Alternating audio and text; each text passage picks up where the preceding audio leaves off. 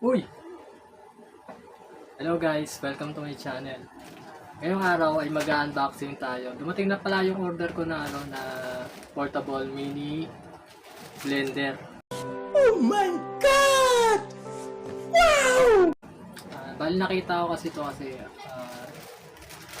very handy siya kasi maliit lang siya, pwede siyang lagay sa bag.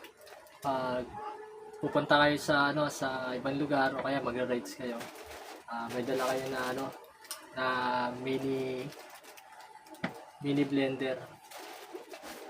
Bali testing natin to guys. Bali titignan natin kung legit nga siya, kung maganda nga siyang gamitin sa sa mga blender pag mag-ano tayo ng mga prutas. At tignan natin kung matibay nga siya at kung matalas siya pag ginamit natin. Mura lang naman to, nabili ko to. Bali 100 plus lang siya. Tignan natin kung legit nga tong portable mini blender. Tara guys, buksan na natin to, unboxing na natin.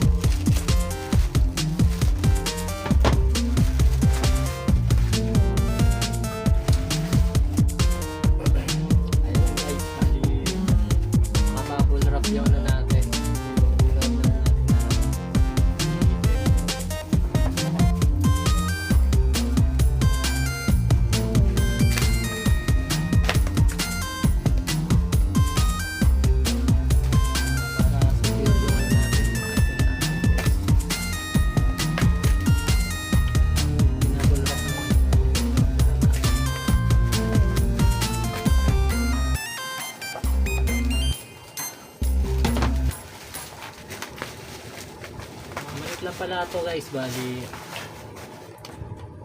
ito yung box nya.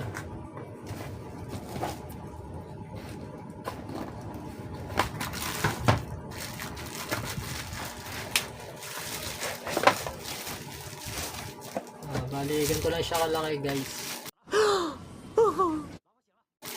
Parang isang baso lang siya pag nag-blend ka ng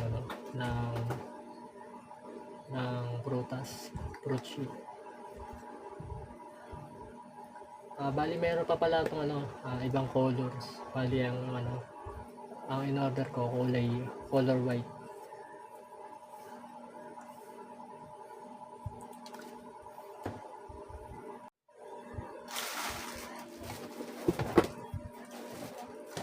At saka nga pala guys, bali mayroon pala siyang kasama na USB pang charge dito sa sa mini blender natin.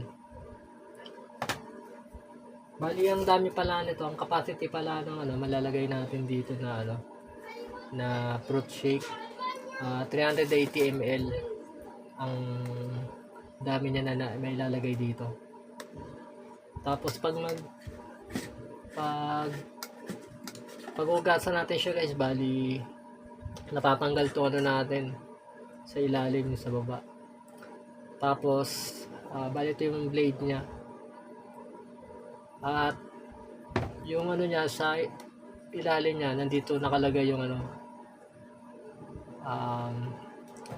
on and off niya. Bali nandito rin nakalagay yung yung salpakan ng USB. Pag magcha-charge tayo, bali rechargeable kasi itong natin, mini blender. Bali guys pala, ito pala yung pindutan niya. Bali pag pinindot niyo siya, mag-on siya. Tapos yung pagpaanda rin nyo na siya, bali dalawang pindot lang yung gagawin nyo para gumana siya.